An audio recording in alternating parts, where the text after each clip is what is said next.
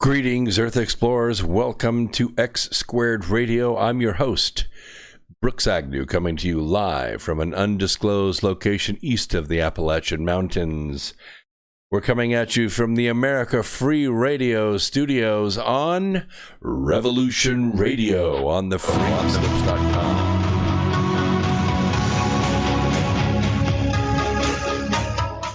And we are ready.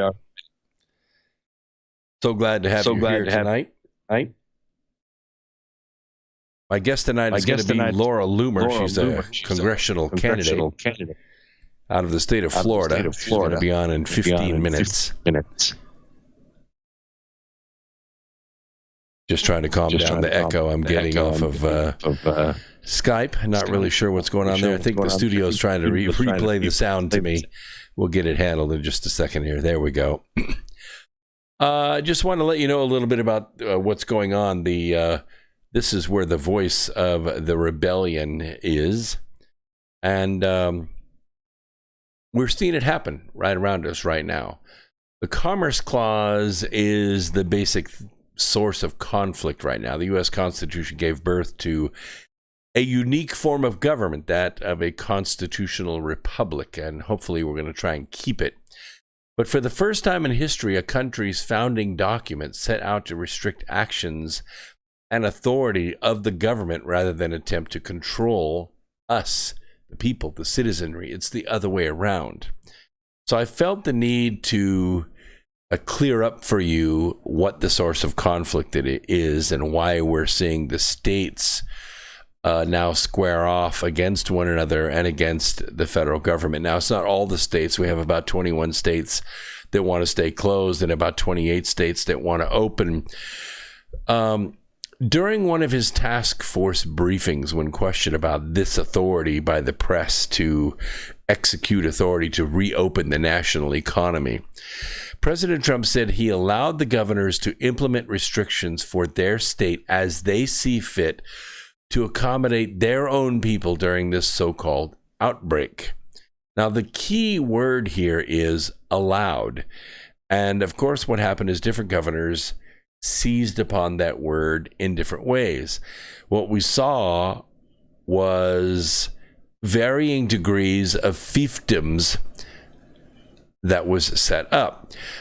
We had some states that decided to lock their entire states down, basically putting their citizens under house arrest, not allow them to go out in public without a mask, not allow them to use any public facilities like beaches or parks or be out on sidewalks. And some states were even going to stop basically and frisk people and ask them, what is the nature of your business? Where are your papers? In our state of South Carolina, for instance, I have to wear my badge if I'm out and about in the state. Should I get stopped, the badge says that I am an essential person and I'm allowed to be out in public. One of our suppliers is in Indiana, and Indiana closed them down, the governor of that state. So I had to get the company to write a letter stating that that company is a supplier to us, and that makes them essential. And that allowed them to override the state's orders and to reopen, which they did today. And hopefully they're going to be supplying us with some information tomorrow and the next day.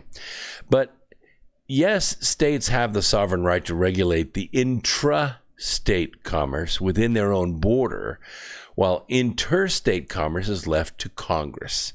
However, when the governors decided to shut down all their businesses on a mass scale across the board, this becomes an interstate issue, because now we're talking about commerce that goes in between states and even in between countries. This falls under federal authority, namely the President of the United States. Interstate commerce is subject to congressional regulation, but in this case, there's no regulation needed, because only the assurance that private businesses are allowed to be open and thrive. All you have to do is refer to two cases. One is U.S. versus Darby in 1941 and Wickard versus Filburn in 1942. Both of these cases are relevant because they dive deep into the subject of federal regulation of commerce. The shutdown that has taken place nationwide, actually, is a violation of your rights. And therefore, the state governments are violating the law, the federal law. Congress makes law, and the president sees to it that those laws are enforced. This includes constitutional laws like the Commerce Clause. The president is only seeing to it that constitutional law is adhered to. Now, he sees a window to reopen our once thriving economy, letting us go back to work and pull this country out of the mud pit that it's been put into by several little kings and queens all around this country that have decided to use their offices to hurt President Trump. It's all part of the global syndicate, and President Trump is correct. Our God-given liberties that are acknowledged in the Bill of Rights have a hands-off warning to the government and strictly prohibits infringement of these rights. I can tell you right now, these governors are going to be sued right and left. They're going to have so many lawsuits against them. They're going to ask for federal assistance to help bail them out. One of them is going to be this mom that was arrested over the weekend with her kids at the park. The cops arrested her for trespassing and took her to jail. That went all over social media, and she is going to be suing, I can guarantee it, and she will win. She's going to get some great attorneys that'll probably take it pro bono. And this is happening all over the country. It's happening in ways that we can hardly describe. I went through 3 states in the last 2 weeks, and I can tell you the hospitals were empty and the Walmarts were full. One of the other lawsuits that's getting ready to take place, a woman who owns a children's clothing store. She is forbidden from opening by her state government, and yet Walmart is allowed to be open and sell children's clothing. This is called interference of commerce. You cannot do that. It is illegal. It's against federal law. So she is going to be suing. And there's probably going to be class action lawsuits against these governors, and they're going to force these states to reopen. So one of the conflicts that's going on is this great rule of law question. And it goes beyond commerce. It also goes to speech. And when we're talking about free speech, there is really no candidate that fits this bill better than Laura Loomer. Laura Loomer's running in the state of Florida. She's 26 years old. I'm sure you know of her. She's got a powerful voice. In fact, she has been able to get into places that a lot of people don't get, like a public event where James Comey Chameleon was speaking, and she called him out. The Las Vegas shooting event that took place where people were massacred in the city of Las Vegas, Laura went out there, confronted the sheriff at one of his press conferences where he was giving false information. Laura had the facts at her disposal. She exposed the sheriff on international television of putting forth false information. She put forth the right information, corrected him on international television, and made a great name for herself. She is exactly the kind of person that we need in Congress, someone who will bring truth and justice to the floor of the House, no matter what. She's raised a lot of money. She's running against a Democrat in her district, and we're going to have her on in about 5 minutes. I'm going to call her and bring her on. Last Friday, she hand-delivered a letter to her Democrat opponent, Congresswoman Louise Frankel, to set aside partisan differences in order to serve the people of Florida's 21st Congressional District, as well as Americans across the nation during the coronavirus pandemic. In other words, let's put politics aside and let's just talk about the issues. Of course, what has happened is a violation of her rights to speak. And this has come to fruition through the tech giants. Twitter, Facebook, Google, they're really obsessed with their, quote, community standards and their conversational health in their community. And what they have done is isolated her and other people like her and kept her position and her words from being heard. And this is a violation of free speech. Political speech is the most protected speech in this country. And when you have a congressional candidate who has been kept off of social media, in fact, every single time she goes out to publicly speak, it seems, she gets arrested. And hopefully she can bring a little bit of that fire to the program tonight, because I'm really, really excited about having her on. Let's see here. She's due to come on in 3 minutes, so hopefully she's listening right now. General consultant to Laura Loomer for Congress, Karen Giorno, stated, and I quote, "While Americans throughout the nation are bartering for essential food and supplies, including baby formula and toilet paper, on the Facebook marketplace, we can't ignore that a large part of our citizenry is being shut out of the vital community connection that is taking place on social media, the new digital public square. It is shamefully irresponsible and unacceptable during this global emergency." And Laura Loomer continues and says, "As the most banned woman in the world, not here at X Squared Radio, at the America Free Radio Studios, we will give you a voice to speak." She says, "I know what thousands of other Americans are experiencing. They're in the dark, and they have to rely on delayed and often incomplete reports about what's going on in their own community. They are being denied equal access to information, online payment processors, food delivery services. All of this is coming at you courtesy of the global syndicate, which seems to be controlling all of this. I'm going to call it the global media empire. They decide who gets to speak and who doesn't speak. They decide who you get to vote for and who you don't get to vote for." By the way, Representative Frankel refused to respond to Laura Loomer's request for cooperation, pressuring big tech to lift the bans during the coronavirus pandemic. In fact, her office staff crumpled up the letter upon receiving it and demanded that Laura Loomer's deputy campaign manager leave the office.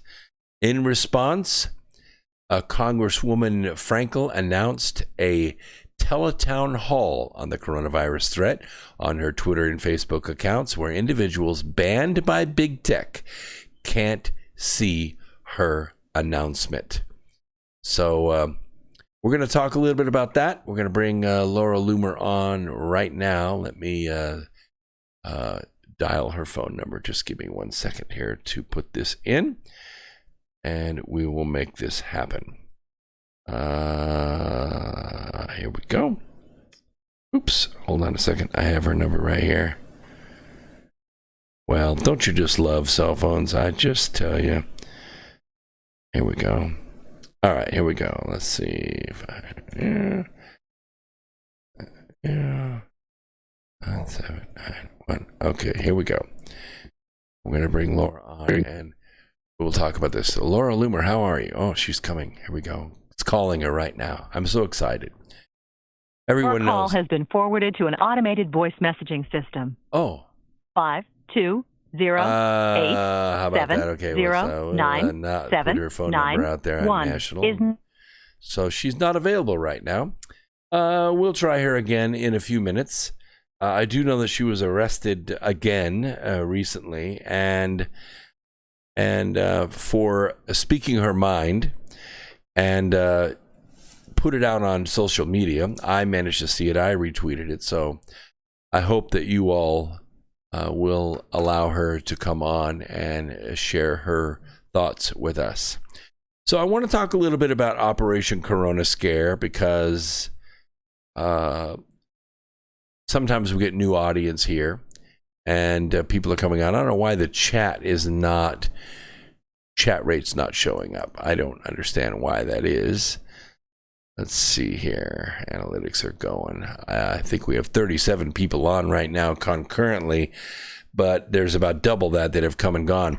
So when AOC, affectionately known around here as Alexandria Ocasio-Cortez, rewrote the United Nations Sustainable Development Goals and rebranded them as the Green New Deal, many conservatives were heard laughing out loud.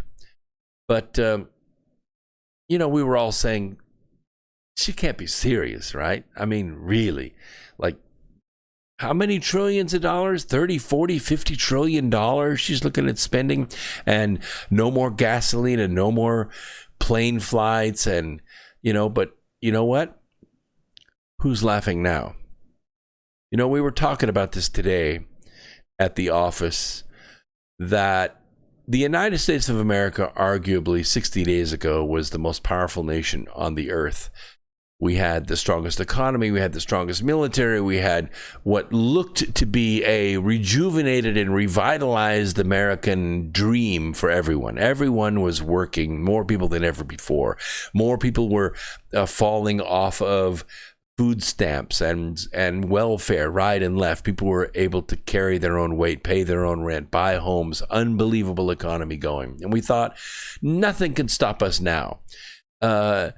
Alexandria Ocasio-Cortez and her crazy four horses asses that followed her into her insane rant about how bad gasoline was and how terrible nuclear power was and how we need to be switched completely over to solar and public transportation. And we need to park our cars and land our airplanes. No more hamburgers.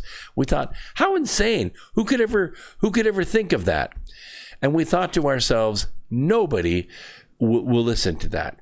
Well, here we are 60 days later, and Operation Corona Scare was launched, and with a simple, ordinary, although fast-catching flu, they were able to shut down the entire American economy in 21 days. Done. Finished. And we thought she was crazy. But who's laughing now? She's gotten most everything she wanted in the Green New Deal. Air traffic has all but ended, with long waits at airports a distant memory, not likely to return anytime soon. Automobile traffic on once bustling highways has been reduced to a trickle. Most Americans have either been told to work from home or not to work at all. They receive government paychecks to sit home, binge on Netflix, and eat gourmet ice cream, if they have it, of course. Alexandria Ocasio-Cortez calls it the universal basic income. Guess what? Hello, it's here.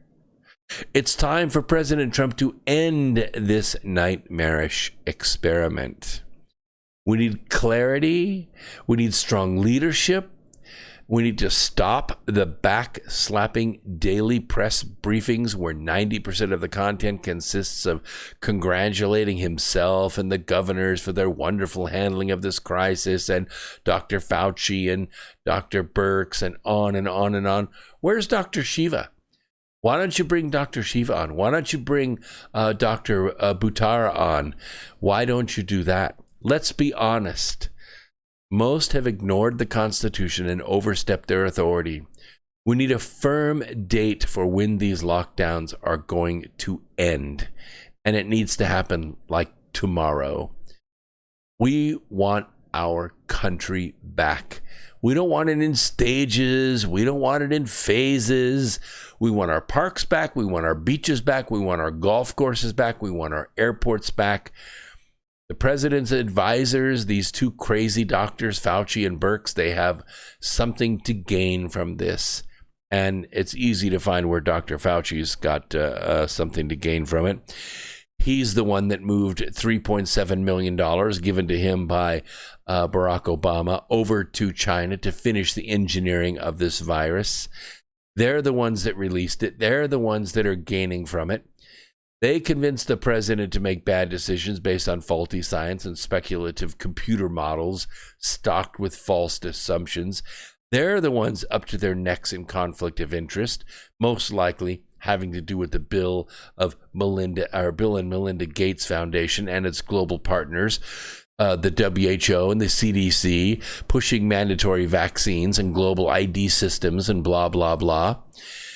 For any politician to tell any small business that they are not essential based on their own judgment, that they're not essential. This woman whose clothing store was deemed non-essential, oh, you have to close. I went to buy a part for my computer the other day from the computer store, and it was deemed non-essential, so it was closed. How can you work a computer supply store from home? Well, you can't, so it's closed. Well, I'm essential, so therefore they're essential. You're essential. Our speech is essential. Under Stalin, the Soviet state couldn't control kulaks working on the land. So they expropriated it. They just took it. Is that the same strategy Gates has for many small mom and pop businesses in America? Force them out and make them go to work for Amazon or for Walmart. But this isn't the Soviet Union. This isn't communist China, okay? The state does not have the authority in this country under the U.S. Constitution to deprive any American of their right to earn an honest living, virus or no virus. That is up to us. You know what I want? I want a haircut. I want a haircut. I want a pedicure. I can't get them because the Supercuts is closed. And the place where I get my pedicures is closed. Why? Because the government says it's a non-essential business. You have to understand that left to its own devices, the state will always gravitate toward the accumulation of more power. Once the state, and I'm not just talking about the federal state, I'm also talking the state. Look at the state of California. Look at Gavin Newsom. Look what he has done to his state. Look at the state of Michigan. Look what they have done. You can't buy seeds. You can't buy American flags. You can't buy Easter candy. You can't buy paint for your house. All these activities have been deemed by the governor, just the governor by herself, as being, not necessary activities. So we're going to cut it off. That's not what America is like. That's not what we do here. That's not what we do. So I'm just saying that it needs to happen. All right, let's see if we can bring Laura Loomer on again. Can somebody in the chat room say boo? Are we live? Because I am not seeing activity in the chat room. I'm seeing the clock tick away, but I'm not seeing any chat going on. I'm not seeing any people in there. So I want to know, have they suppressed us right now because we're going to try and bring Laura Loomer on? Is that the case? Can somebody in the chat room please respond? Yes. Okay. We're there. All right. So you're all just listening intently. All right. Let's try it again. We're going to try and bring Laura on and see what happens. If we get her recording again, we'll try again in a few minutes. Your call has been forwarded to an automated voice messaging How about that? Well, it's not me that's trying to suppress her, so maybe she's still under arrest. Hopefully she's out of jail and able to come on the program. Anyone else that just got out of jail, give me a high sign and we'll call you and bring you on. All right. Let me ask you a question. Why is it considered non-essential to shop for these things? Why is it considered non-essential to work in your own garden in your own backyard, at least 20 feet away from your nearest neighbor? Why is it considered non-essential to paint your bedroom while you're home? When I was out in Arizona, I went to downtown, let's see, where was it? Prescott. Yes, Prescott, Arizona. And there's a street called Whiskey Row. It's actually right across the street from the town square, which is kind of cool. I like having bars right next door to the courthouse. That's exactly where they should be. But, these bars, the whole block, they weren't closed exactly. No, they weren't serving beer, of course. There was no smell of brats or chicken or anything like that going on. All the doors were open, but the owners were in there sanding their hardwood floors and refinishing them. They were sanding on the bar and refinishing it. They were sanding on the oak doors that are probably turn of the century and refinishing them. Those owners were in there working. Even though they couldn't sell alcohol, they were taking advantage of some of the small business loans, and they were facelifting their businesses in broad daylight right there across from the courthouse. All these non-essential businesses doing non-essential work. I mean, why in most states are you allowed to go to a liquor store? You're allowed to go to a pot dispensary. You're allowed to go to a Walmart. You're allowed to get an abortion. But you're not allowed to go to church. You're not allowed to get your nails done. You're not allowed to get your hair cut. Why? These are decisions the state governments have made, and they have no constitutional grounds to make them. So I said on the 2nd of April that a soft rebellion had begun. And by Easter, America was going to begin to rise. That's what I said. And lo and behold, by Easter, that's exactly what happened. The soft rebellion had begun. People were out doing stuff. People were out shopping. The hospitals were empty, and the Walmarts and the TJ Maxxes and the Safeways and the Harris Teeters and the Publix they were all full of people. Oh, well, okay, they were spaced 6 feet apart, and there was a spit screen between them and the cashier. I always use the self-checkout, so you don't have to worry about catching anything from me.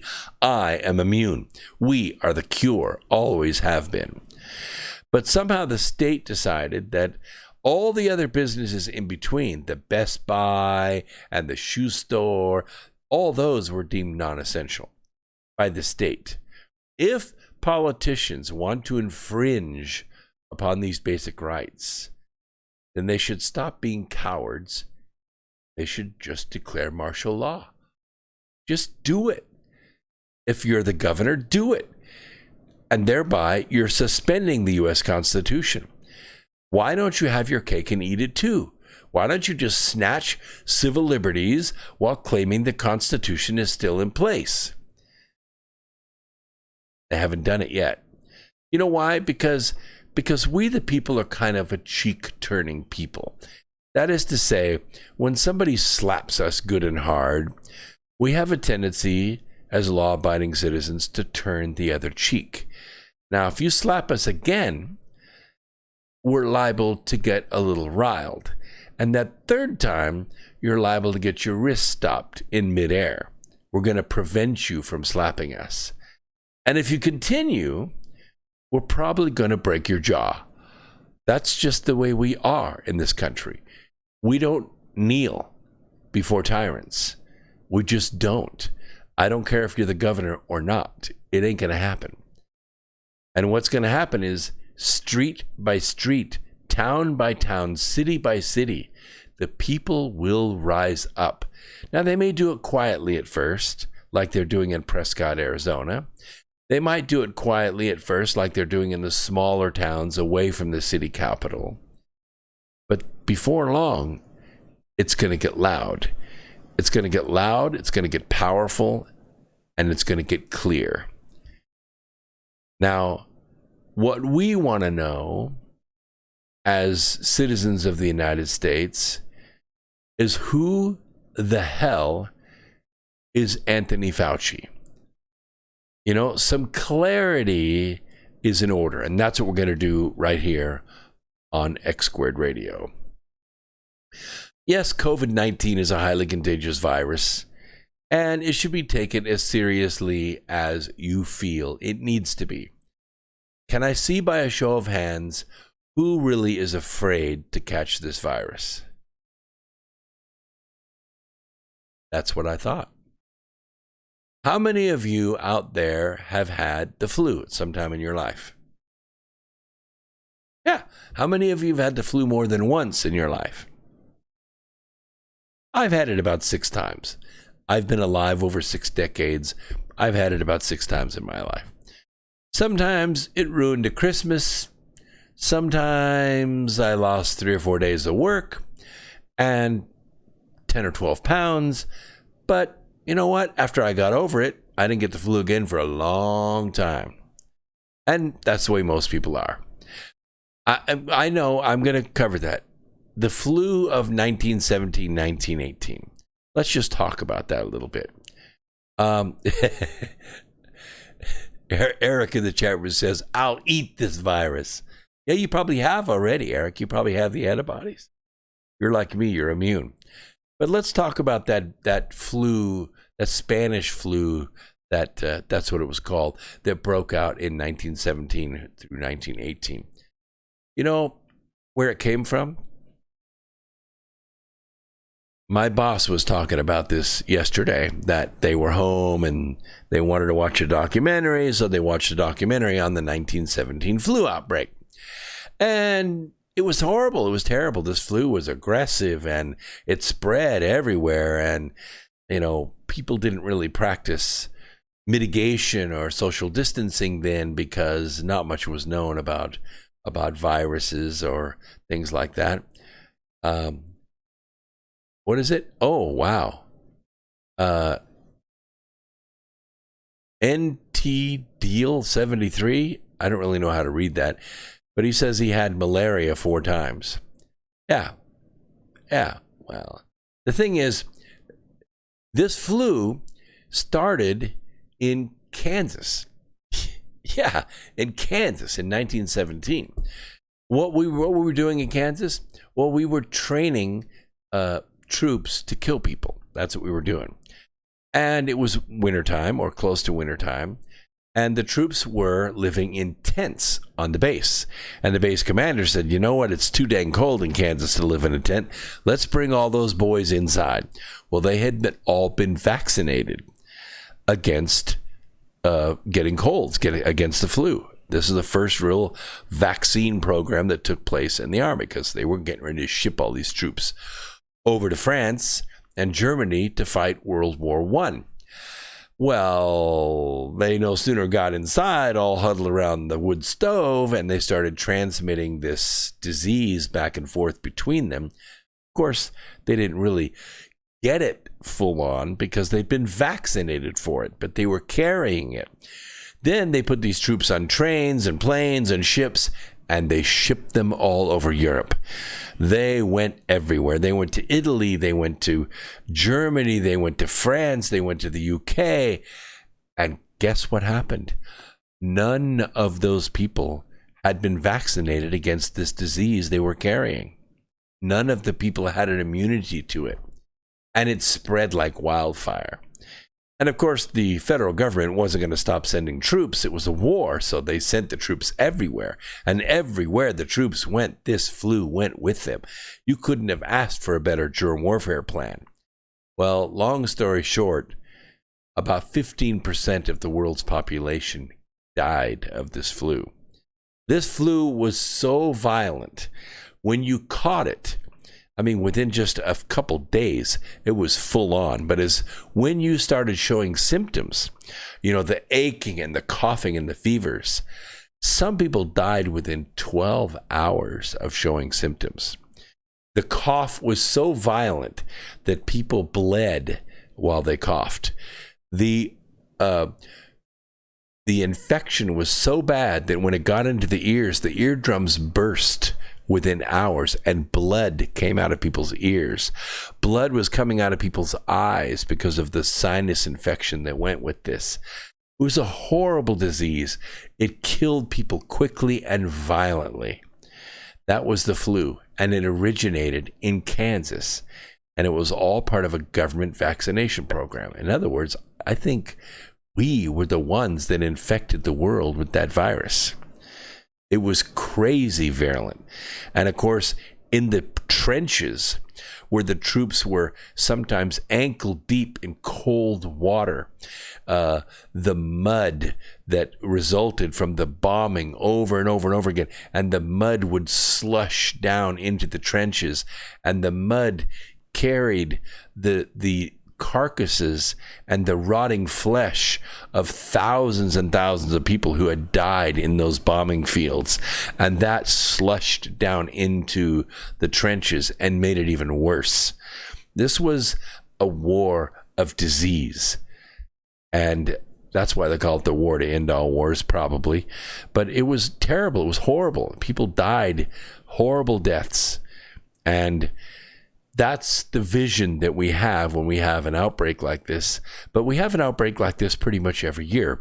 Anywhere from 25 to 100,000 people die every single year of the flu. Now, not nearly that many have died with this, at least not Caucasians. Asians, it appears, may have died in those kinds of numbers. But it appears now that we know that different genetics are affected different ways with this virus. So it was pretty easy for the global media empire, that's the 6 media moguls that control everything, right? They write the scripts, and they're the ones that create the lower third. The lower third is what you see down here. What you see on my lower third, it says Revolution Radio. But what you see in the lower third of every other major outlet in the world is coronavirus pandemic. That's what you see, coronavirus pandemic there at the bottom. And that's what went out. That's what everyone sees. And it pounds it into their skulls 24 hours a day, all channels. And it worked. People panicked. Then the global media, because they have billions and billions of dollars of Chinese money that flows into Hollywood, flows into radio, flows into TV stations all over the country, and it appears, flows into the congressional campaigns and gubernatorial campaigns of many American candidates. Lots and lots of Chinese money.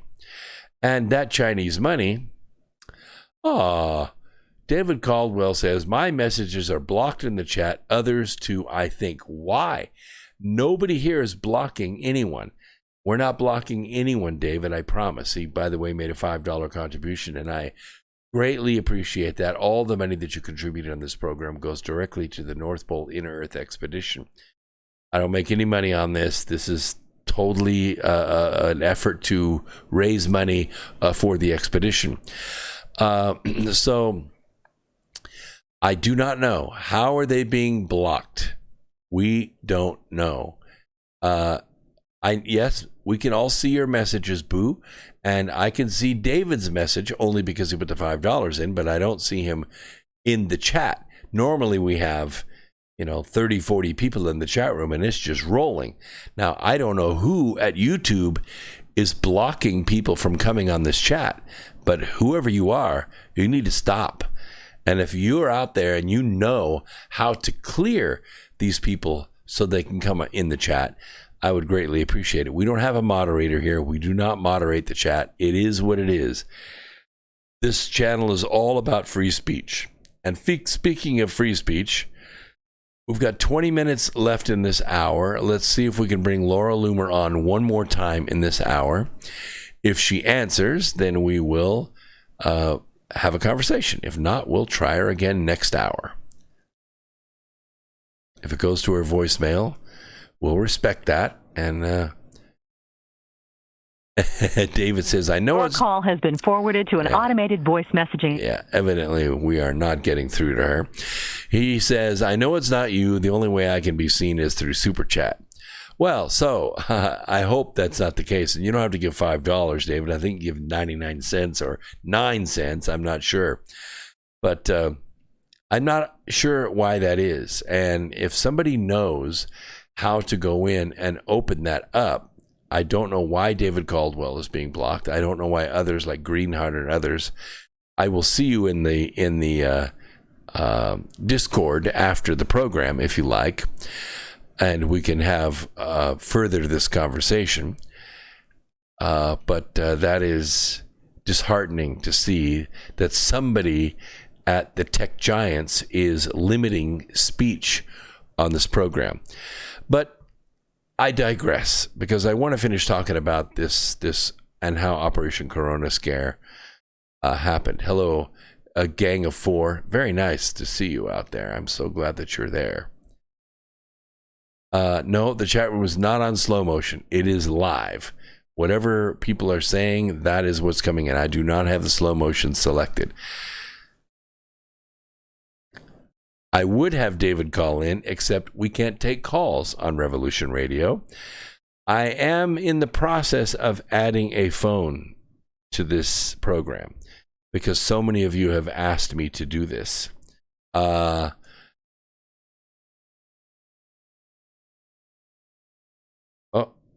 well, now she's calling my phone, but it's, well, I'll try it this way. Hi, Laura. You're live on the radio. We're live now. Great. How are you? I'm doing fine. People can hear you on the speakerphone of my phone, but it'd be better if I called you on Skype. But such as it is. So we've made a good introduction for you, and I'm so proud of you for running for Congress in Florida. Tell us how it's going down there. Well, it's going great. Thanks so much for having me on tonight. And the race it's incredible. You know, it's going honestly better than I thought it would at this point. You know, I knew that this was going to be a long journey and a long process, and you know, we're still about 6 months away from the general election in November. But you know, the amount of support and the amount of money we've been able to raise, and just the momentum that we've been able to generate in this time, especially while being absolutely deplatformed. You know, it's humbling, and it's also encouraging and very exciting. Just a couple days ago, President Trump actually retweeted a tweet in support of my race, and we're receiving, you know, tons of media coverage. There was just a huge piece about my campaign in the New York Post that went viral. They said it was the most clicked on, shared New York Post article in the last couple months. It was tweeted by the president, and you know, just talking about how my race is the most exciting congressional race in the country, and how it's captivated people's attention because, as many people know who followed me, you know, I was permanently banned on every social media site and, you know, defamed and labeled as a racist and a conspiracy theorist. And I've been able to launch a very successful congressional campaign that is now, you know, on the president's radar, and I'm out fundraising everybody. Well, one of the things that excites me, and I've been kind of waiting for it in this election season, is a congressional race that would nationalize the race. We get all the local races. We, you know, have them here in North Carolina and California, where we are aware of a few races here and there because they're running against famous people. But your race really has the power to nationalize this congressional race, and I think it's really drawing a lot of attention. That's what excites me. Yeah, you're absolutely right. And you know, there's tons of congressional races across the country, and most people don't even know about them because they're not exciting races. They don't have any. You know, maybe there's, you know, one national news report or so if a candidate gets lucky, but the issues here that my campaign is highlighting, and just how the message behind it and what it represents symbolically is really a national message, and I would say an international message. I just got off another interview where I was talking about how I've been receiving letters from protesters in Hong Kong right prior to coronavirus who were telling me that they are watching my congressional race, and they find it to be very inspiring as they fight for their free speech in Hong Kong, and they battle censorship against the Chinese communists, and how they hope that I win my race because it will give them hope, right? And I get messages from people all around the world who don't get to enjoy the First Amendment protections. And that's what's so sad, right, about all of the censorship that we're seeing in our country, is that the First Amendment gives people hope. It's that beacon of hope that allows people in tyrannical regimes to say, you know, there is a better future out there. Maybe someday I will get to go to America. Maybe someday I will have free speech. Maybe someday I won't be persecuted for, you know, saying what I believe in or speaking my mind. But we are losing that because the Democrat Party, along with big tech, who they work hand in hand with, is becoming increasingly more tyrannical, and their agenda is becoming increasingly more radical and left-leaning and communist. I mean, you have several of their own party members who are self-admitted communists, endorsed by the Communist Party of America, right? And it's a problem, and it's starting to affect millions of people in America, not just me. It's starting to affect the entire conservative movement, not just here in America, but around the world. I mean, these companies are becoming so brazen, they're even censoring the president of the United States, and they're getting away with it. And, when I realized, I had been shut down everywhere and even my own bank had temporarily banned me, I started thinking, what's going to happen to everyday Americans?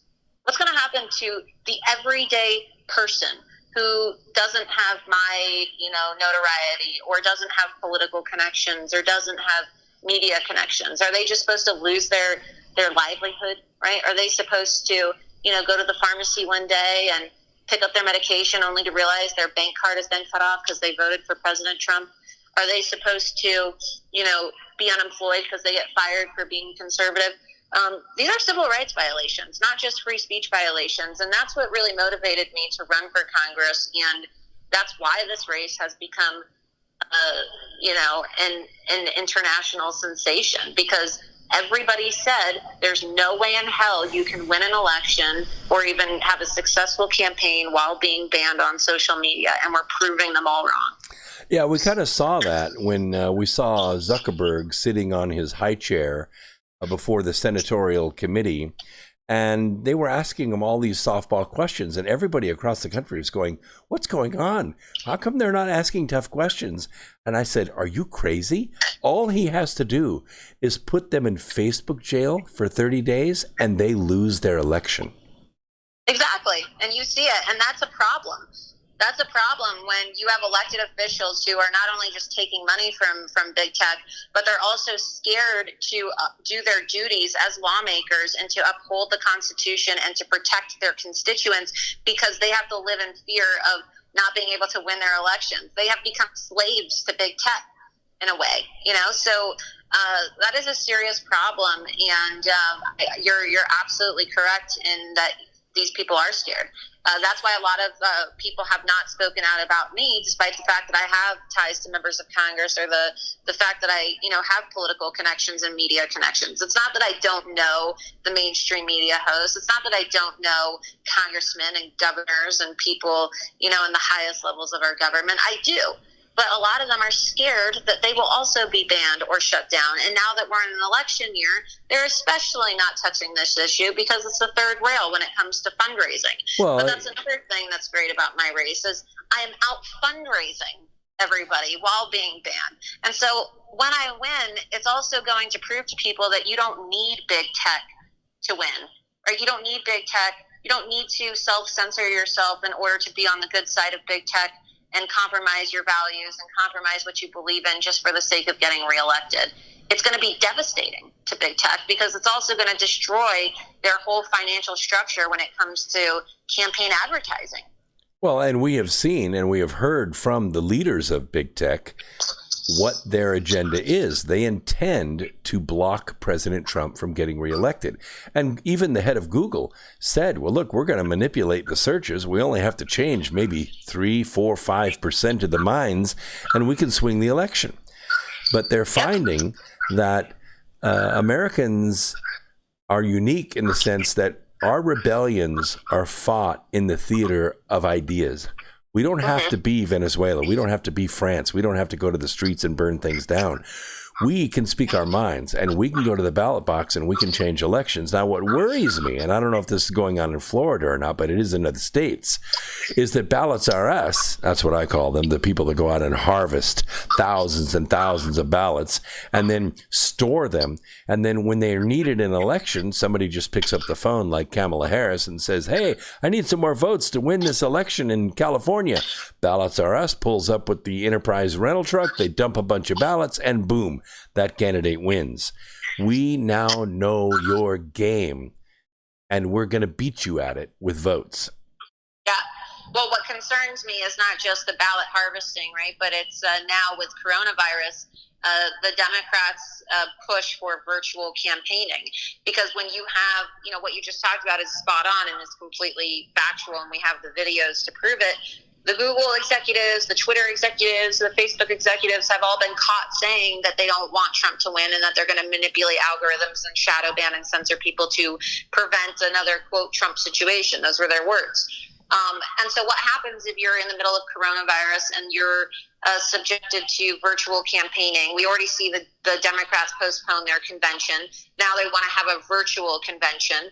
Okay, we've already seen Democrats try to propose voting online. There's a proposed bill in Florida by leftists to actually make voting online.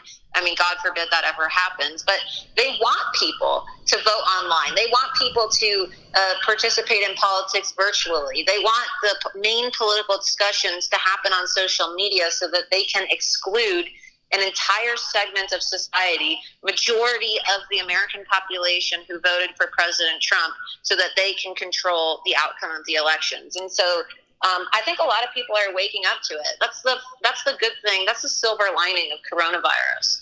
Well, I think even more. I think even more what they're trying to do is they're trying to include foreign citizens that live inside this country that normally would not have the right to vote. They're trying to include that voting segment, and they know, like they did in Minnesota with the election of Ilhan Omar, that if they can bring enough of that concentrated voting power into a market, they can swing individual races their way, and hopefully, the four-horse. I won't call them. I call them the four horses asses of the apocalypse. I hope that they're all voted out of office in 2020, because we're about tired of that kind of shenanigans and actors playing the role of Congress people in on the floor of our House of Representatives.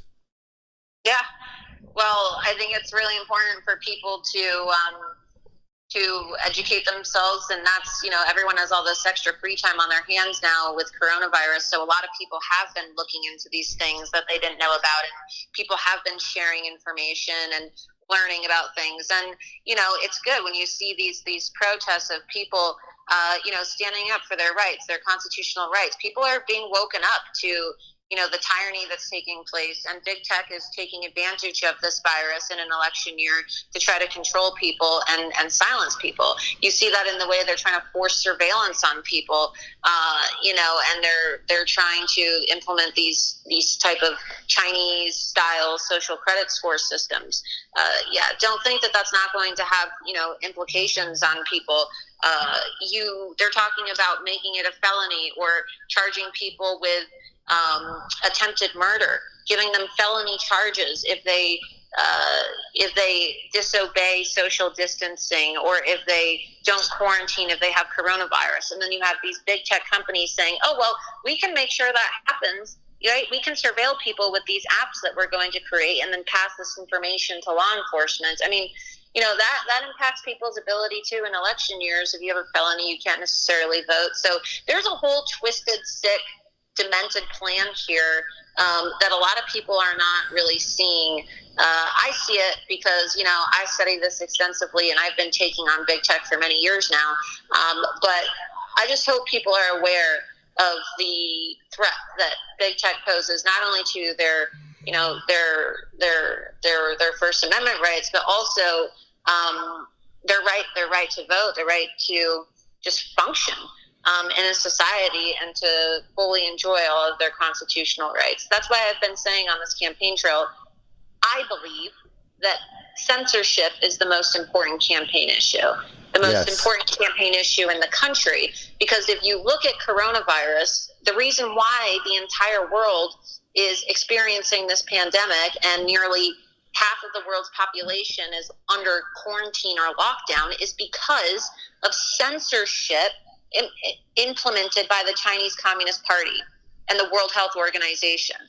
They censored the release of information that could have saved lives and prevented this. That's correct.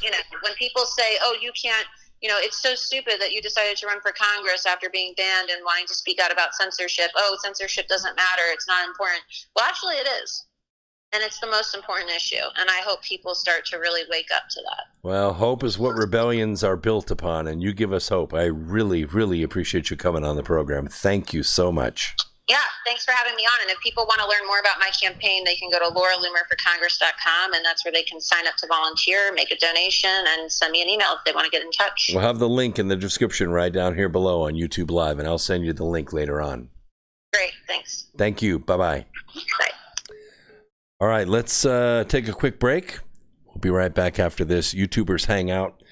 Our producers at Revolution Radio are going to run some commercials, and we'll be right back after this. So hang out with us, and I'll address some of the chat when we get right back.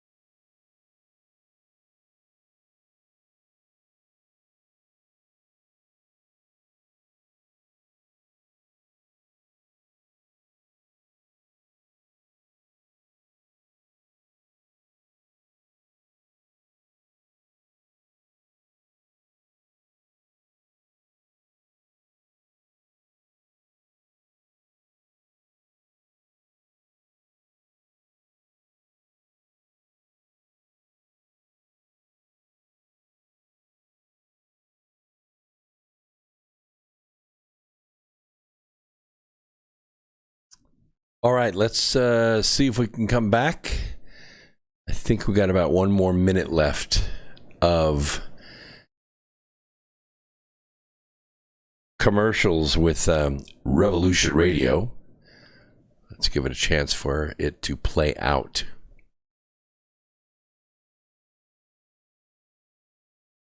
By the way, welcome, Mr. Gan from Croatia. Nice to have you here. We have people listening all over the world. We had Laura Loomer on just a few minutes ago. If you missed it, you can go to the archives or go to YouTube, my YouTube channel, Brooks Agnew, easy to do. I will put the link to my website down here in the bottom. You can also go to LauraLoomerForCongress.com, LauraLoomerForCongress.com, find out how to donate to her campaign. She, probably more than anybody else running for Congress right now, is nationalizing the campaign because of who she is and what she has done. Just give us a second for the studio to clear.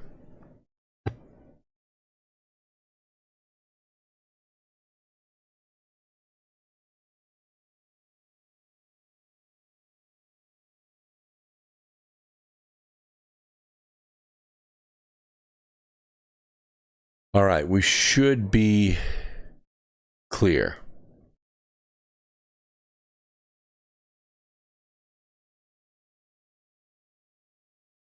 I also want to let everybody know that coming up August 29th, is the George Noory live event. It's going to take place in Asheville, North Carolina. I think we'll be clear of all of this nonsense by then. It will be a live event at the DW Theater, and you can get your tickets by going to dwtheater.com, and that's theater spelled the old way, TRE, dwtheater.com. The link is right there on the screen on YouTube Live. And you need to get your tickets now because this event will sell out. Believe me, people are hungry for this. Danny and Brinkley, myself, George Noory, we're going to be there, and we're going to be debuting the North Pole Inner Earth Expedition. It'll be a special presentation, stuff you will not see anywhere else but there. And you can find out more how to participate in the voyage, which has been moved to 2022. The reason it has been moved is because we've lost about 4 months of money-raising time this year, and we needed all of that time to be able to raise enough to get the expedition going. We also spent that time building Hollow Earth TV. Hollow Earth TV is available at the website npiee.com, npiee.com. That stands for North Pole Inner Earth Expedition.com. And you can sign up for Hollow Earth TV there. You'll be given a subscription to Sci-Spy TV. That is the hosting service for all of the video content. And there are also options going to be very shortly coming up for live webinars for me and the staff. We will all be joining and be answering questions live to up to 100 people at one time. And you'll have access to that as well as the recorded content. And then also you'll be able to participate in the live streaming. Live streaming events will take place from next month on all the way to the expedition itself. We'll be interviewing professors and doing watching experiments being done, which will be done on the ship on location. And next year, this thing is going to really, really ramp up. But it gives us some time to put the funding into place. This takes about $4.5 million to pull off, and it's something that Jeremiah, I have not talked about the Black Sun. Do not know what the Black Sun is. Maybe you can write me at bagnew@x2-radio.com and let me know what that is, or I'll do my own research on it. Never heard of the Black Sun before. I hope it's not some criminal gang, but you can write me about it. That's right. That's because I've never talked about the Black Sun. So there are the two websites to catch up with everything. All right, let's get back to the program here, because I was talking about where the heck did Anthony Fauci come from. You know, it's safe to say that Fauci and Birx, the two infectious disease experts that are heading up the President Trump's coronavirus task force, they're not going to change their advice. It's all part of Operation Corona Scare. I've told you that there were two objectives with this battle plan. The In any battle plan, the first thing that you have to do is you have to state the problem. What is the issue? What are you trying to conquer? What hill are you trying to take? What is really the issue? What are you going to try to go out and conquer? Well, the problem was very clear last fall and actually going on into winter. The global syndicate had a really, really big problem. And that problem was that globally, people were rebelling against the globalist agenda. We were rebelling against climate change. We were rebelling against the Green New Deal and all the money that they were going to try and extract from all of our communities. They were rebelling in France by putting on their yellow vest that they're required to carry in their vehicles. It became a uniform of solidarity. The people put on that yellow vest, went to the streets, and they protested for weeks and weeks and weeks, and there was nothing the French government could do about it. The people of Malaysia, the people of Venezuela, the people of Iran, and the people of Hong Kong were rebelling against the globalist agenda. And this was a big problem because the globalist syndicate, the global syndicate, was losing the war in the court of public opinion. This is not good. They don't like to lose. Now, they had a choice. They could go to war, which they were threatening to do, or they could release something that was so terrifying that it would clear the streets. But they had a second agenda, a second objective. And the objective was to recover their biggest military force, which is the communist Chinese regime. Their biggest military force was in big trouble. They were in trouble of going bankrupt. The Chinese government had to reduce the value of their currency in order to generate cash flow. They were hurting because of Donald Trump's trade war. For decades and decades, they'd had it their own way. Everything was made in China. Everything was shipped out of China. Everybody in the world was buying Chinese stuff. Chinese Harley-Davidson motorcycles, Chinese drugs, Chinese clothes, Chinese food. We were buying Chinese. The issue is, well, the challenge is that President Trump became elected and decided to do something about this $500 billion trade deficit. So he began putting tariffs on Chinese goods to level the playing field. Now, people or countries like Laos and Vietnam and Morocco and other countries were able to compete with China more effectively, and some of the business began leaving. In fact, some of the business even started coming back to the United States.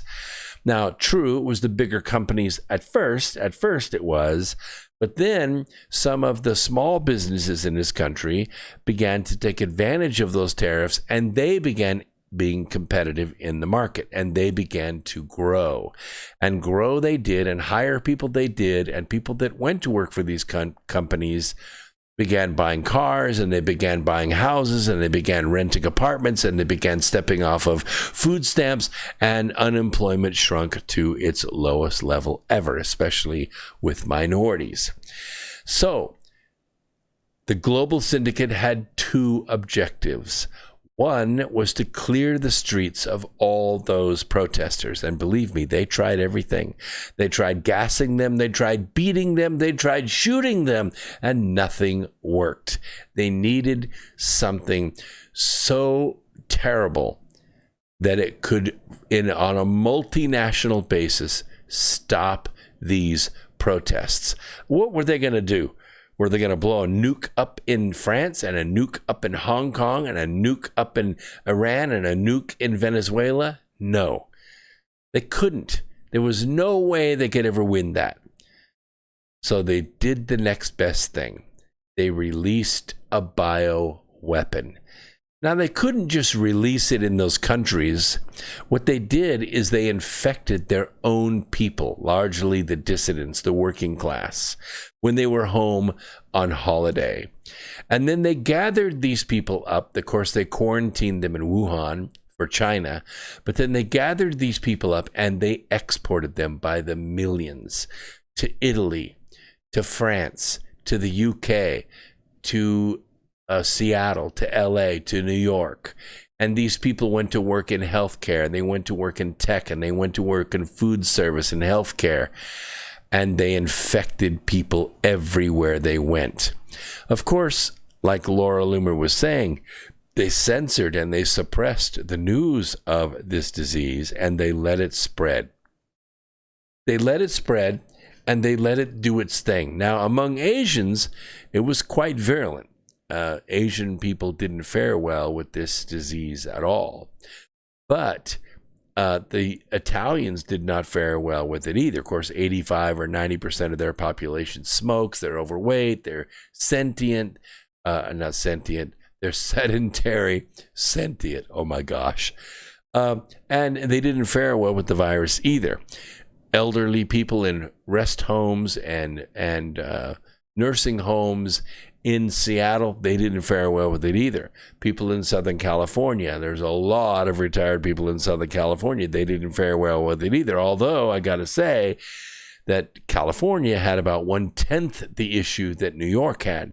Maybe it's because New York had different living conditions, but maybe also because New York has divided itself up into villages. So you have villages, ethnic villages in New York, which you don't have in Los Angeles. People are more spread out.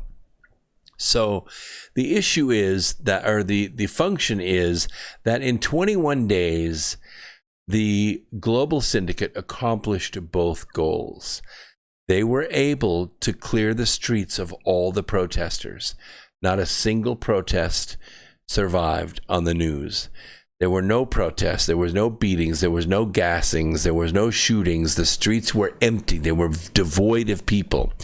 And they were able to absolutely crush the Trump economy. They pushed the economy from where it was all the way back to the level that it was in 2017 when Donald Trump got elected. It was as though he was never elected at all relative to the economy. 20 million people put out of work in a matter of days. They absolutely, irrefutably smashed the Trump economy. It worked.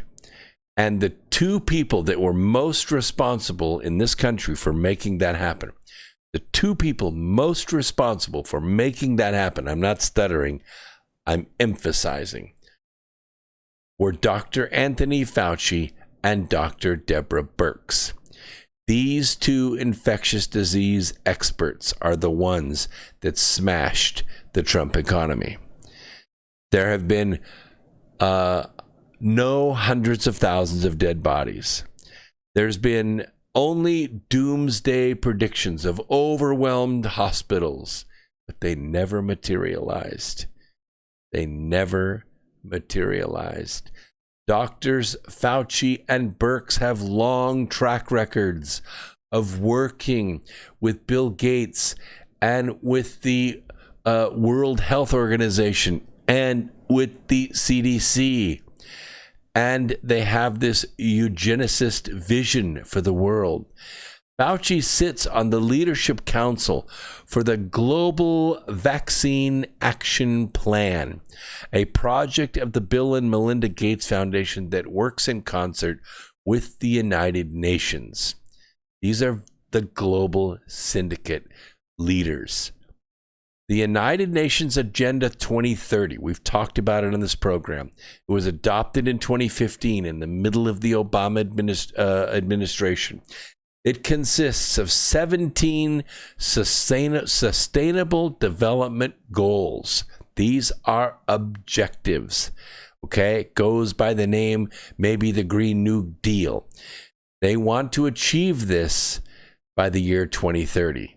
It is now 2020. Do you think they're going to give up on their 10-year plan? No, it is just started. Goal number 3 in this agenda is good health and well-being. And it begins with the UN's demand that you vaccinate your family. Goal number 3.8 states, achieve universal health coverage, including financial risk protection, access to quality essential health care services, and access to safe, effective, quality, and affordable essential medicines and vaccines for all. Goal number 16.9 says, by 2030, provide legal identity for all, including birth registration. Yeah. The UN's 2030 Agenda motto, repeated endlessly in its documents, is that this agenda will leave no one behind. Do you know what that means? Let me explain it to you. Right now, we have about 340 million people inside the United States. Of that, about 325 million of those people are citizens. 15 to 20 million people inside this country are what we call foreign citizens that are here with no documentation. I'm not talking about green card people. I'm not talking about people that are here on vacation. I'm talking about people who live here, who work here, who are part of our economy here, but they're not supposed to be here. 15 to 20 million of them. Now, these people have no access to our court system. These people have no access to our election system. They're not supposed to. Why? Because they don't have identity in our system. They're not identified as citizens in our system. What the 2030 Agenda does is it makes everyone not citizens of the United States, citizens of the world, citizens of the global syndicate. The global syndicate is looking to denationalize the entire planet. What they want to do is make everyone earthlings. It sounds good on the surface, except when you realize that what they have done is, instead of decentralizing leadership back to the people, they have absolutely centralized leadership in the hands of a few, like Fauci and Birx. Now, how does the UN propose to leave no one behind unless the ultimate goal is to make these, quote, life-saving vaccines not only identify you, either by some marker or some chip, but mandatory for everybody? Nobody lives outside their system. And what about Gates himself? What about the globalists themselves? What is the globalist agenda of forced vaccine and sterilization? Why is it never brought to the mainstream media and explained to the people? Because they don't want you to know that is their agenda.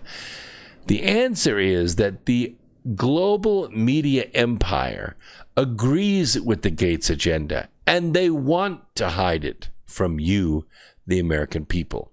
And that is exactly why we talk about it here on America Free Radio. That is exactly why. Gates has poured billions and billions of dollars into furthering access to abortion. His vaccine projects have left thousands of women absolutely sterile in Kenya and in India, and his polio vaccines have caused paralysis in Afghanistan, the Congo, and the Philippines. Oh, yes, there's proof. I don't have enough time to go into it on this program, but trust me, you do a little bit of research and you will find it. Let's see. Congressman Kennedy Jr. writes, promising his share of $450 million of his $1.2 billion to eradicate polio, Gates took control of India's National Technical Advisory Group on Immunization, which mandated up to 50 doses of polio vaccine through overlapping immunization programs to children before the age of 5. Indian doctors blamed the Gates campaign for a devastating non-polio acute flaccid paralysis epidemic. It paralyzed, I know this is going to stagger your mind. The vaccine paralyzed 490,000 children beyond expected rates. And this is between 2000 and 2017, right in the middle of the Obama administration. In 2017, the Indian government dialed back Gates's vaccine regimen and asked Bill Gates and his vaccine policies to leave India. And by the way, that paralysis, it went away. It went away. It stopped happening. Bill Gates is the largest private donor to the World Health Organization. You already know about that. This is an arm of the United Nations. It has nothing to do with propagating health. It is China-centric. It covers for China's communist dictators whenever such cover is needed. It covered up cholera several times. It was responsible for having armed police fire on 15,000 Somalis, and then later going back and imprisoning 70,000 citizens who were protesting against the World Health Organization.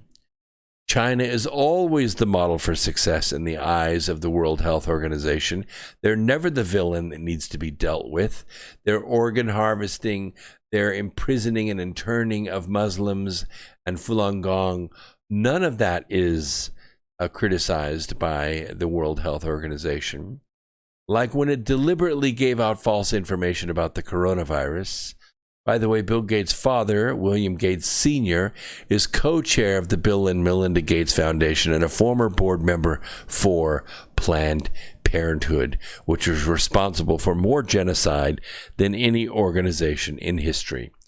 Fauci and the Gates clan move in the same circles as the America-hating social engineering billionaire George Soros.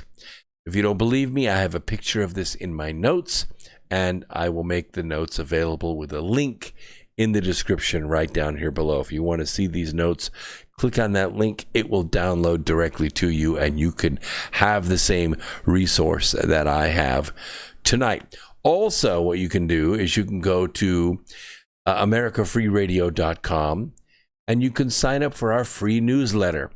The newsletter comes out twice a week.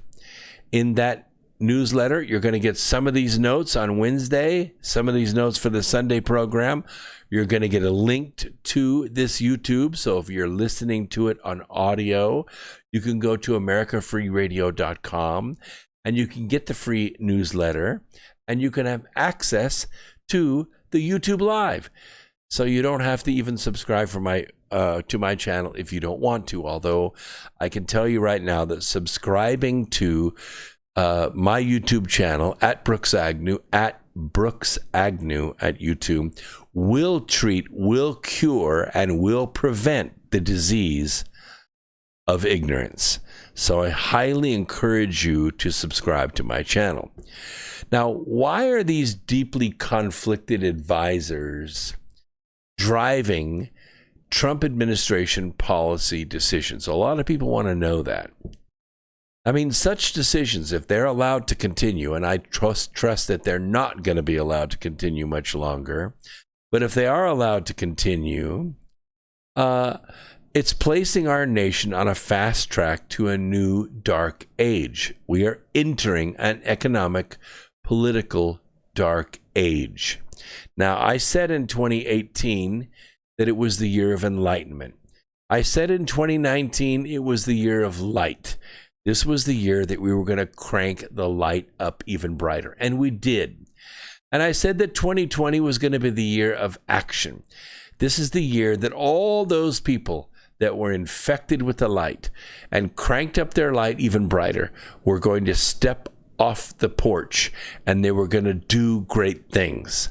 I even offered a mentoring class for those people who don't know how to do that. I would share my mentoring skills that I do with the Fortune 500 with you. All you have to do is go to brooksagnew.com and sign up. There's another class in May. But we are entering an economic, political dark age if this is allowed to continue. When we look at the rapidly changing social order, and believe me, it's changing right before our eyes, and it's changing very rapidly. It's changed in the last 4 weeks. What we're seeing is that this light that was so bright in 2019 is being dimmed down by hatred, by prejudice, and by fear. So These new rules are being fashioned for us as we speak. They say that a little like the TSA, they took over our airports, and now you can't get on an airplane without stripping practically and opening your luggage and putting everything into a tub so it can be examined. By the way, I want my airports back, even though they've never discovered any terror activity whatsoever with the TSA. Life changed for us forever, did it not? And now they're saying it's changing again. Never let a good crisis go to waste. So they've created this hoax. The virus is real. The flu is real. You may react to it badly. You may not. But we have a cure. Easy enough. Take $15 worth of drugs and walk away from it with the antibodies in your system. You're never going to get it again. You don't need a vaccine because we are the cure. We always have been. We always have been. What they're threatening is that life is going to change. We're always going to be antisocially distant. We're always going to be wearing masks at football games. We're always going to be wearing gloves when we go to a restaurant. No, we're not. We're not. If you don't obey these rules, you're going to be publicly shamed. I had a friend that went into a Trader Joe's, and she's the same age as I am. I'm not going to say how old I am because I don't want to say how old she was. But the place had a lot of millennials in there, and the millennials were wearing masks. Well, she wasn't wearing a mask because she doesn't live in fear. So she walked into the place, and what did they do? The place went silent. These millennials turned to her and said, "Oh, no. You get out. We wear masks here." You see? We're rapidly changing our social order. We're changing our social order. We're changing the way we live. We're changing how we shop for groceries, how we pay for products. You can't use cash here. That cash might be infected. By the way, if you have infected cash, please send it to me. Please send it to me. Send me all your infected cash. I will clean it for a fee, and I will send you the remainder at some later date. Cashless purchasing for everything. Plastic, you handle your card. Put it in, take it out. And you don't have to push any buttons because we'll make sure that it reads the chip. Apple Pay, use your phone. Get it close. Yes, that's it. Oh, yes, good transaction. Please get out. You see, all these transactions are changing. How we greet our fellow man. No handshaking, no hugging, no kissing on either side of the cheek. No. Use the elbow, maybe wave. You see, the way we do life may never return to normal if President Trump doesn't intervene now and take back the reins from these two crazy doctors, these quacks practicing their quackery in front of everybody, aligning with the vision of the United Nations, aligning with the terror of Bill Gates, aligning with the darkness and the evil of George Soros and a host of other creepy non-governmental organizations like Rockefeller Foundation and the World Economic Forum. We've already reported on all of these here on this program. The CDC, the WHO, the CIA, Johns Hopkins University, NBC, the list goes on and on and on. 2 months before anybody else heard about the coronavirus outbreak, we were talking about the bomb is in play. The bomb is in play. I put it in the book, Charm of Favor. You're seeing it right there in the book rotation on YouTube Live. Charm of Favor is the book that should have awakened you. You should have seen that this was coming. If you'd have read the book, you'd have been ready for it. Back in 2010, the Rockefeller Foundation put out a 54-page white paper. You know what it was called? I'll leave the link in the paper. You can click on it yourself. Scenarios for the Future of Technology and International Development. Yeah. You want to read something frightening? Read this paper. In this paper, the foundation gamed out a future pandemic. Yeah, they let us know in advance what was coming. It was based on a flu-like virus that attacks the human respiratory system. And on page 18 of this document, you can get it for yourself. I'll put the link right down in here. You can read it. It describes a hypothetical scenario dubbed lockstep. Yeah, we're calling it, lockdown right now. But in the paper, it was called lockstep.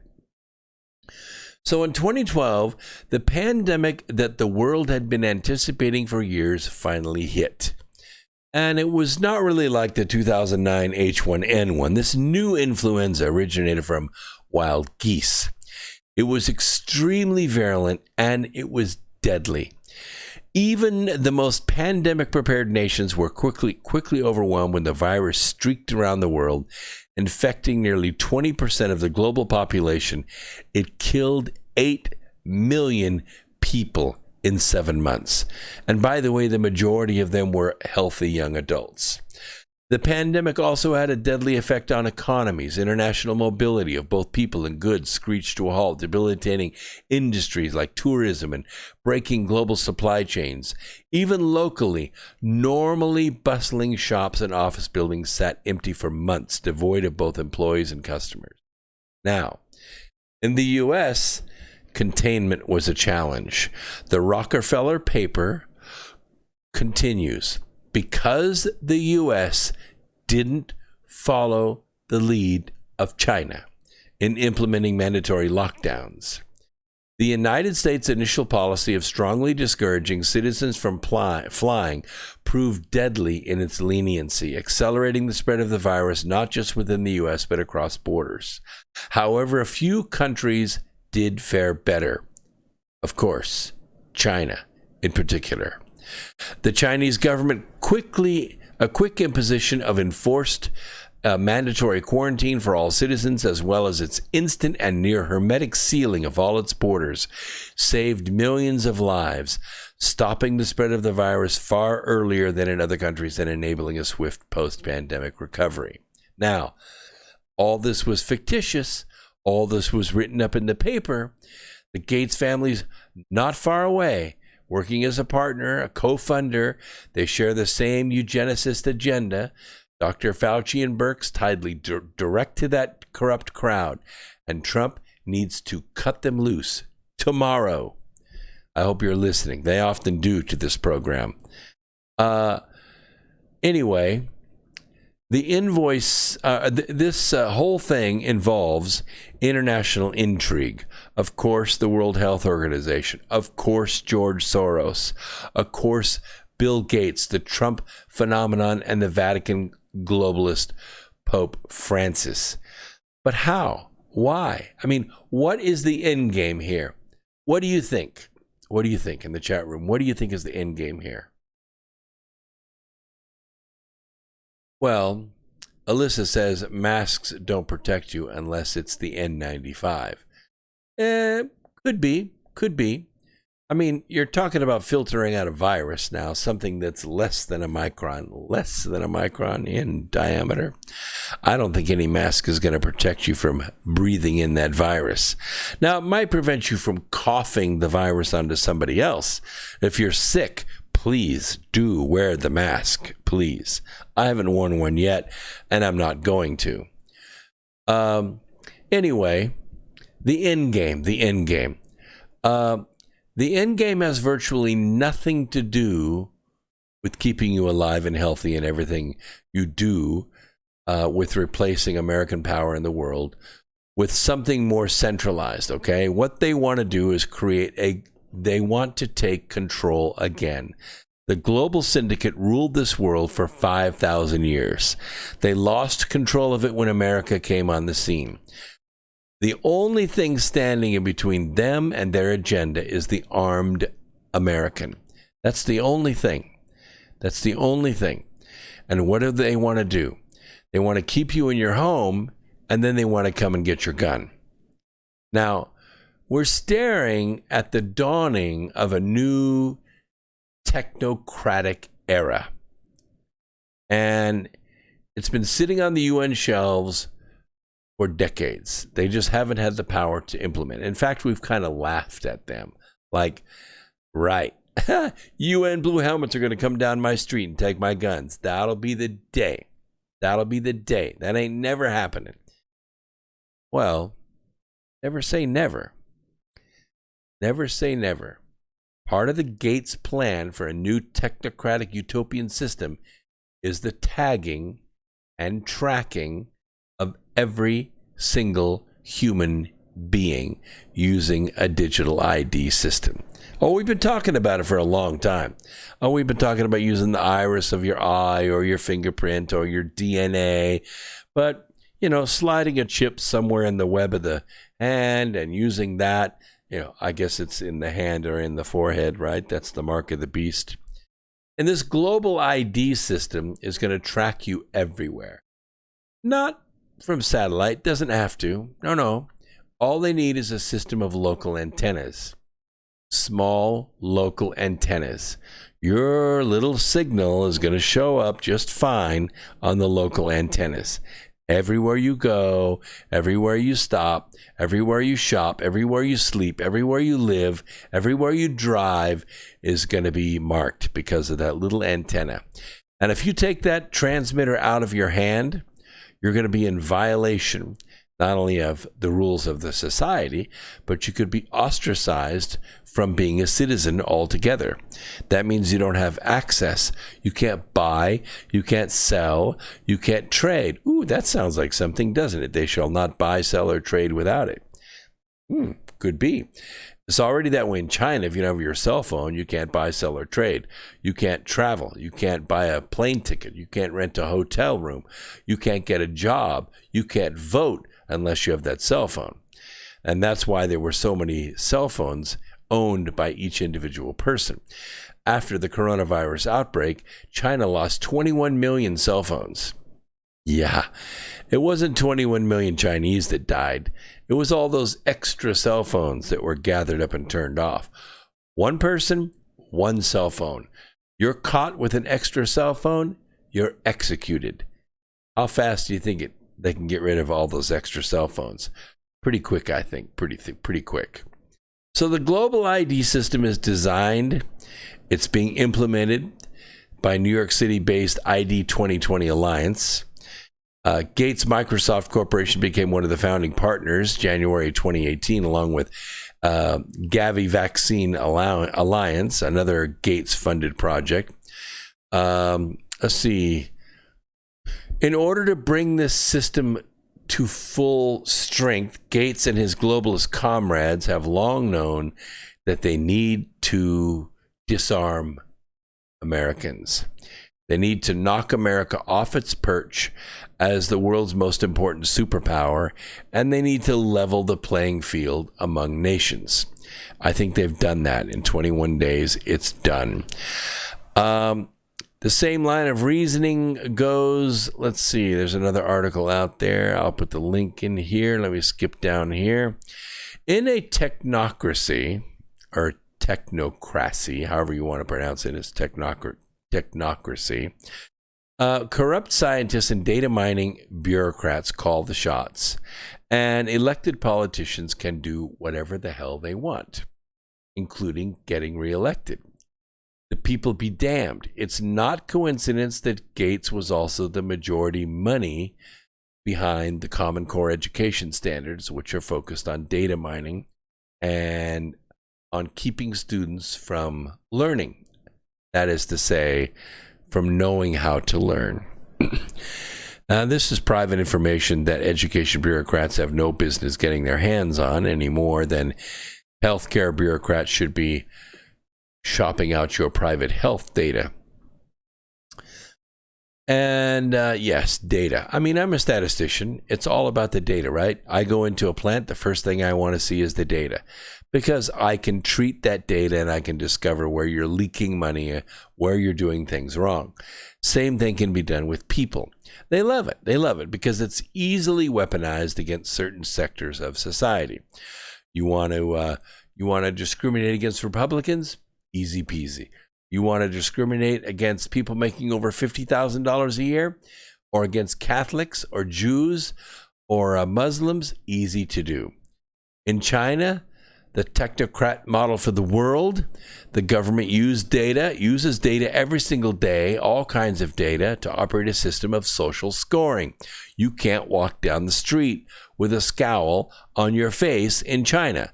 Those with low social scores, like me, I'm socially unacceptable wherever I go, I'm sure. Christians, Jews, Republicans, conservatives, libertarians, they're passed over for the prime jobs, and they're forced to meet in underground home churches. Yes, we've seen how the data miners work. And if you go to a parking lot and sit in your car and tune your radio into the church broadcast, you're going to be fined $500. In China, this goes on all the time. In the United States, it never goes on. What? Oh, it went on last Sunday? Yes, it did. People drove into a parking lot to go to Easter Sunday services, and they sat in their car with their windows rolled up with their family and their Sunday best in a mindful prayer. They tuned in to the local radio station while the pastor gave his service over the radio. Police moved in and they took license numbers and they fined those people $500 each for violating the stay-at-home order. You see, by blowing up Operation Corona Scare, by using unscientific computer models that forecasted wildly inaccurate numbers of up to 1 million dead Americans, they were able to get the attention of the American public, you, and they were able to get you to cooperate with the advancement of their own enslavement. Now, Bill Gates said in an interview recently with Chris Wallace, it is fair to say things are not going to go back to truly normal until we have a vaccine that we've gotten out to basically the entire world. How much will that cost? How much will we pay? And here's the bigger question, Earth explorers. How much will we lose? Canadian Prime Minister Justin Trudeau came out this week with a statement that sounded very similar. I quote, "We will not be coming back to our former normal situation. We can't do that until we have developed a vaccine. That could take 12 to 18 months. You know, there's another person out there, another voice of reason. I just got his book today. I'm slugging my way through it. Very well written, very well written. The man that invented email. Yeah, the man that, he actually invented it as a 14-year-old. The man that invented email. His name is Dr. Shiva Arudai. Now, the media is cooperating to continue to stoke fear.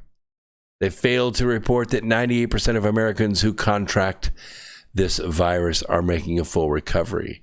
They failed to say the drugs needed to treat it are already here, and they're cheap, and they're widely available.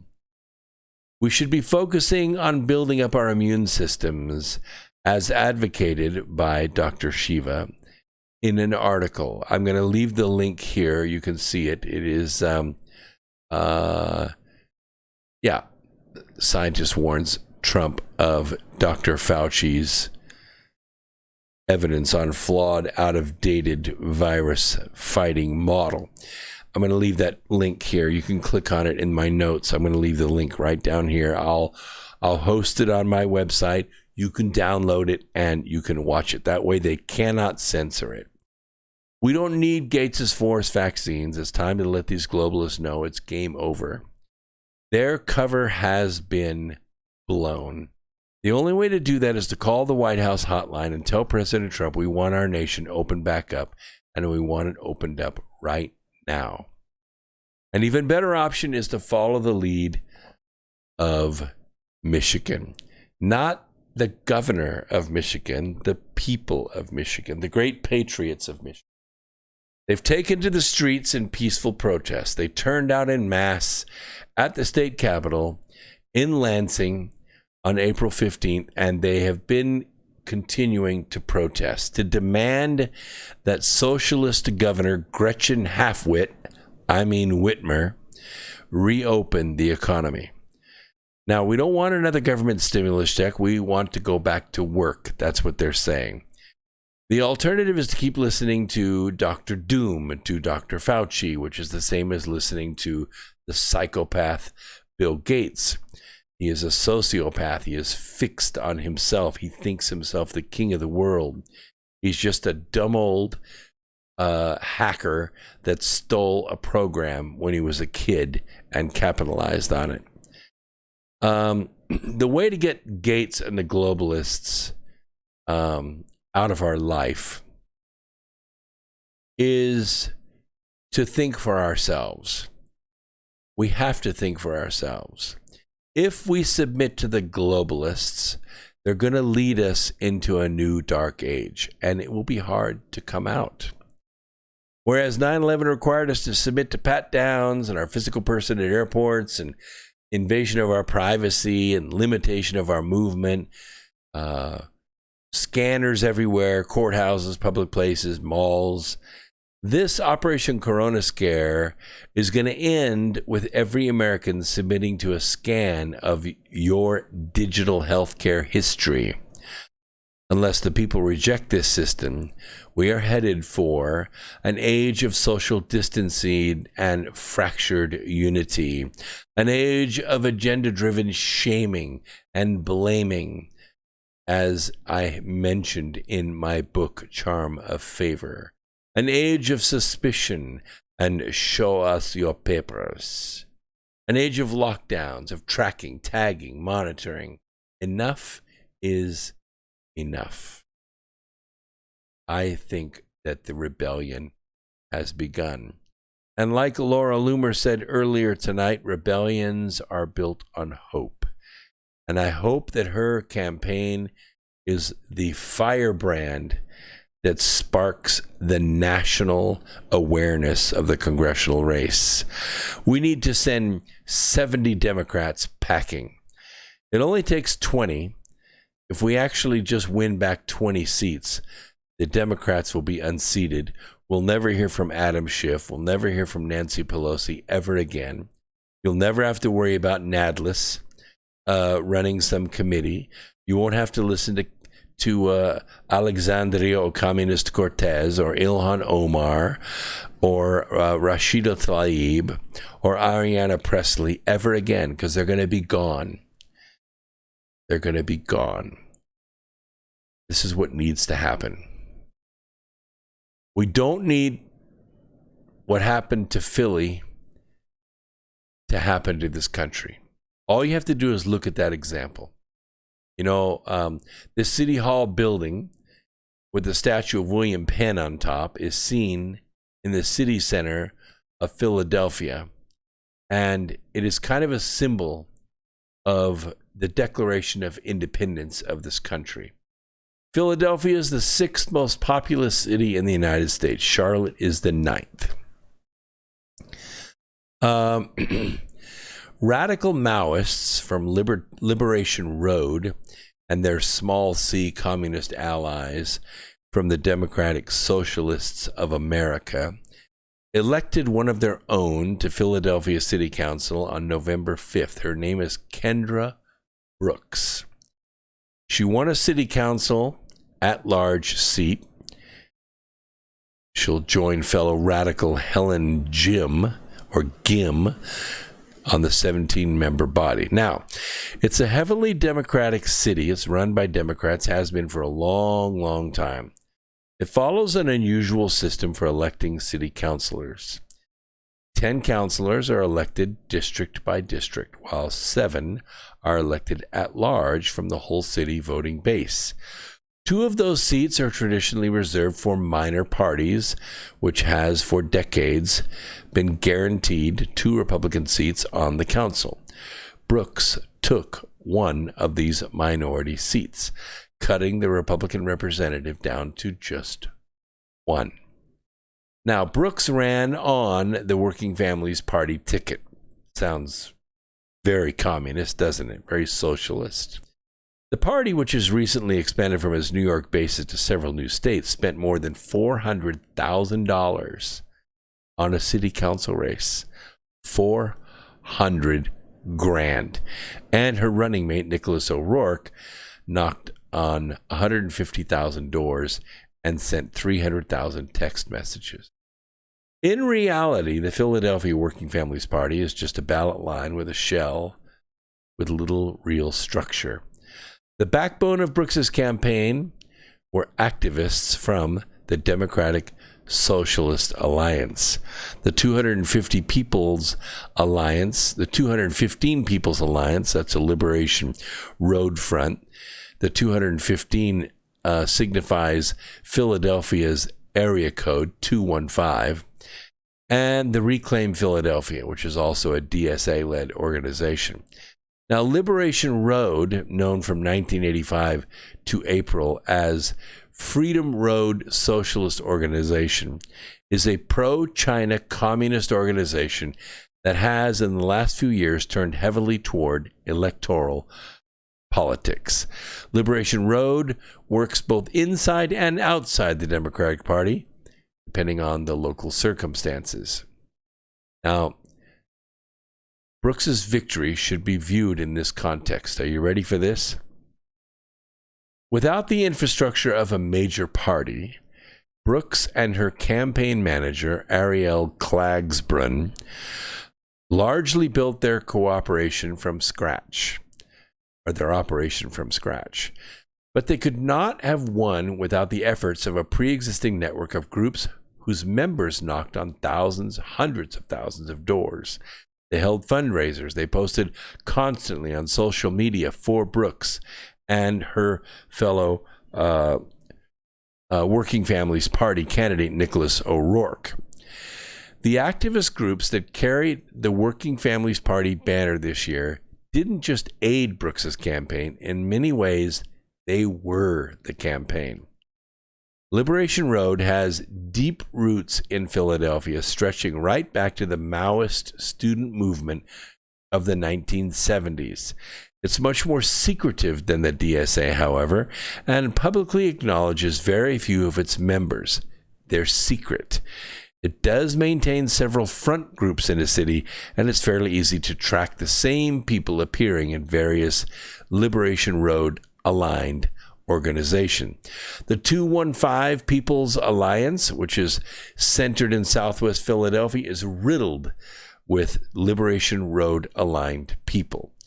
What I'm trying to explain to you is that in the sixth most populous city in the country, Charlotte is the 9th, and in most of these cities, they're very strong and well-organized socialist organizations.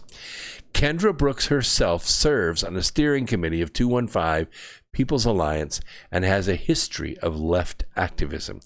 Her campaign manager, Ariel Klagsbrun, comes by way of the Midwest, where she was an organizer with Missourians Organizing for Reform and Empowerment. By the way, it's formerly known as ACORN. You remember ACORN, the corrupt socialist organization that was so active during the Obama administration? Sitting Philadelphia City Council member Helen Ginn, a Democrat, is also one of these people. Ruffled a lot of feathers when she endorsed Brooks rather than a fellow Democrat. The socialists are invading everywhere. They're taking over your town. So what I want you to do is find good people in your community that can run for office. They can run for a major party, Republican, Democrat, it doesn't matter. Just be American. Be American. Don't let these socialist organizations get a foothold in your city. Oh, they're called all kinds of neat names. Yes, yes, yes. You're going to love the names. The names are so good you can't stand it. But you got to read through it. If you find one of those organizations, you let me know about it, and we'll talk about it right here on America Free Radio. We'll make sure that people know what's going on. please, please go out and look for the good in people in your community and help it to grow a little bit every day. Recognize those people that take your money for your coffee in the morning, that you drive by every day, that you work with every day. Make sure that you spread that love and that you let them know you're grateful for them being an American. If you do this, you'll help save the planet. My name is Brooks Agnew. This is America Free Radio on the Revolution Radio Network on freedomslips.com, the #1 listener-supported network in America. David Caldwell says, $2 won't post, $5 will. Review your chat list. Where's Terry? Where's MG? Several other worthwhile commenters. You're being throttled, and so are we. I'm going to find out about it, David. I promise. We'll do our research. We'll be back next Wednesday. See you Sunday night at 8 p.m. on X Squared Radio. This is Brooks Agnew saying, peace, Earth Explorers.